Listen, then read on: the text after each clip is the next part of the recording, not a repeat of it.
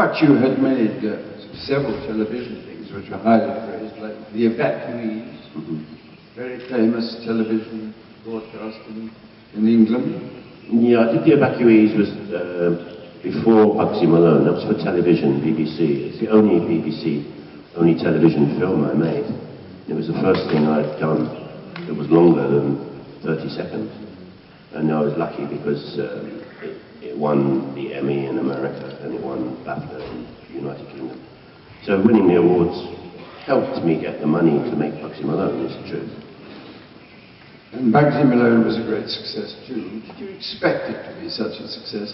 I presume Bugsy Malone was a children's film for adults too. Well, that's what you wanted it to. Yes. I mean, you know, when I made Bugsy Malone, I had 4 very small children of my own, and it was before George Lucas, before Steven Spielberg, before cinema became the cinema of young people, which it now is totally, almost. But in those days, the only children's films were Walt Disney films.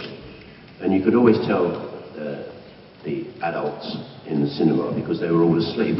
And, so I made Bugsy Malone exactly the same time as Star Wars. I was filming at Pinewood, and George Lucas was filming at the EMI Studios at exactly the same time. So in a way, it was the beginnings of another kind of cinema, a cinema very much aimed at family audiences. Well, after that, and Midnight Express, then I think it was Fame next, wasn't it? Another complete gear change for you. It was. Well, as we said, Midnight Express was very controversial, and it was a big learning curve for me, really, having to deal with not just the film, but the politics of the film. You suddenly realize the responsibility you have, particularly if you make a film within the American distribution system, in that your film is going to be seen in 50, 60 countries. And I visited many of the countries, and everywhere I went, I had to answer pretty difficult questions on Midnight Express. And so I wanted to react against doing that. And so I thought, well, I am able to do other kinds of films, and I wanted to make an American film. And so I went to New York to make Fame. And how did you get that cast together? Well, that was... all young people? Yeah. Well, it was... I've always been of the opinion that, you know, when you're making a film, it's the preparation that actually where all the hard work is. And especially when you're looking for young people who aren't established actors, you just can't spend enough time.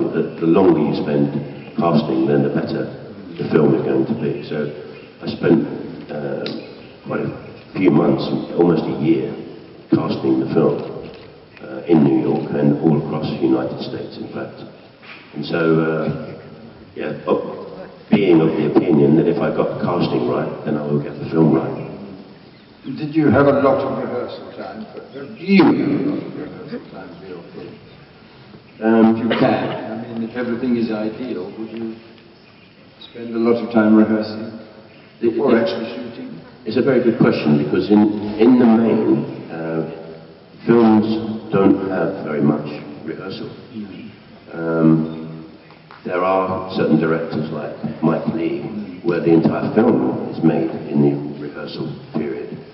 But in the main, film, very often, you can do a scene where 2 people are going to make love, and you have to introduce the actors together on the day of the filming, which is always amusing to me.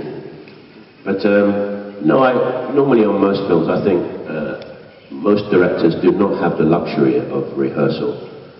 You should, but it's generally because, particularly in American films, where the actors are so expensive that you can't afford to have them for too long. And so it's more reading through the script rather than actual theatrical rehearsals. There is also a theory that actually it's the spontaneity of the moment that makes film film, and it's not got the repetition and the mechanics of the stage production, and therefore has its own life, its own vitality, because it is done so quickly.